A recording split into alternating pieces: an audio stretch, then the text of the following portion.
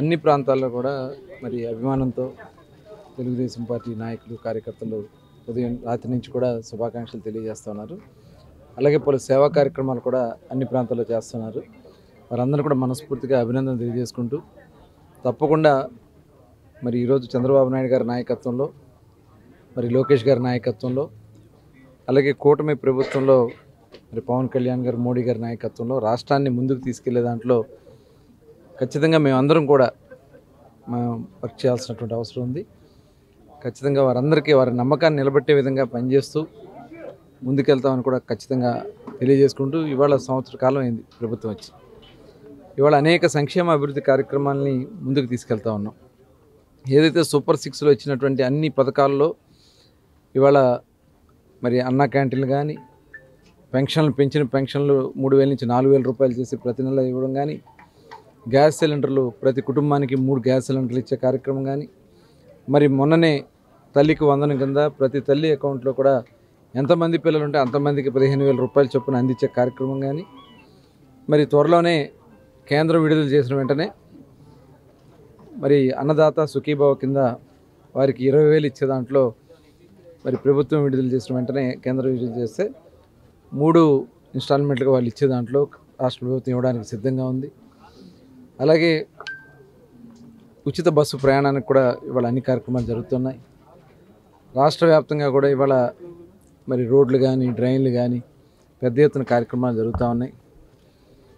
ఈరోజు వెళ్ళిపోయినటువంటి పెట్టుబడులు కూడా తిరిగి వస్తూ ఉన్నాయి రాష్ట్రానికి.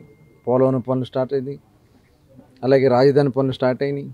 ఇవాళ అన్ని ప్రాంతాల్లో కూడా ఉన్నటువంటి వనరులను ముందుకు తీసుకెళ్తూ ఉన్నారు. ఇవాళ అతి ముఖ్యమైనటువంటిది పోలవరం బనకచెర్ల కార్యక్రమాన్ని కూడా శ్రీకారం చుట్టుపోతూ ఉన్నారు. ఇవన్నీ కూడా కార్యరూపం దాలుస్తూ మరి ప్రజలకు ఇచ్చిన హామీలు నెరవేరుస్తూ ఉంటే దారి మళ్లించడానికి వారిని ప్రజల దృష్టి మళ్లించడానికి ఇవాళ జగన్మోహన్ రెడ్డి కుట్రలు చేస్తూ ఉన్నాడు. ఎప్పుడో సంవత్సరం క్రితం చనిపోయినటువంటి బెట్టింగ్లో 175 సీట్లు వస్తాయని చెప్పి వైనాట్ 175 చెప్పినటువంటి జగన్మోహన్ రెడ్డి మాటలు నమ్మి బెట్టింగ్లు కట్టి వాళ్ళు ఆత్మహత్యలు చేసుకుంటే సంవత్సరం తర్వాత ఇవాళ మరి అక్కడికి పరామర్శలకు వెళ్తూ ఉన్నారంటే ఒకసారి మనం అందరం కూడా ఆలోచించాల్సినటువంటి అవసరం ఉంది. ఇవాళ ప్రజలు బుద్ధి చెప్పారు. 151 సీట్లు ఇస్తే పరిపాలించడం చేతకాక రాష్ట్రాన్ని భ్రష్టు పట్టించి సర్వనాశనం చేసి ఇవాళ ప్రజలు బుద్ధి చెప్తే 151 నుంచి 11 సీట్లు పరిమితం చేస్తే ఇవాళ మళ్ళీ కులాలని మతాలని ప్రాంతాలను రెచ్చగొట్టి మళ్ళీ రాజకీయ లబ్ధి పొందాలని చూస్తున్నాడు జగన్మోహన్ రెడ్డి. దయచేసి మనం అందరం కూడా చూసాం. నిన్న యాక్సిడెంట్లో అలాగే అక్కడ సమస్యల్లో ఒక అతను 2 చనిపోవడం జరిగింది. అక్కడ ఆంక్షలు ఉన్నాయి. ఇప్పుడు ఆయన మాట్లాడతారు ప్రజాస్వామ్యం అంటాడు, లేకపోతే ఇంకోటి అంటారు. ప్రజాస్వామ్య పద్ధతి ప్రకారం పోలీసుల అనుమతులు ఉన్నాయి. పోలీసుల అనుమతుల ప్రకారం మాత్రమే అక్కడ అనుమతి ఇచ్చాల్సినటువంటి అవసరం ఉంది. దానికి మించి మీరు అక్కడికి బలవంతపు జన సమీకరణ చేసి వెహికల్స్ని పెట్టి అడ్డం పెట్టి అక్కడ ఒక భయానక వాతావరణం సృష్టించడానికి ప్రయత్నం చేస్తే అతను డెమోక్రసీ గురించి మాట్లాడుతుంటే హాస్యాస్పదంగా ఉంది. ఖచ్చితంగా ప్రజలు బుద్ధి చెప్పారు.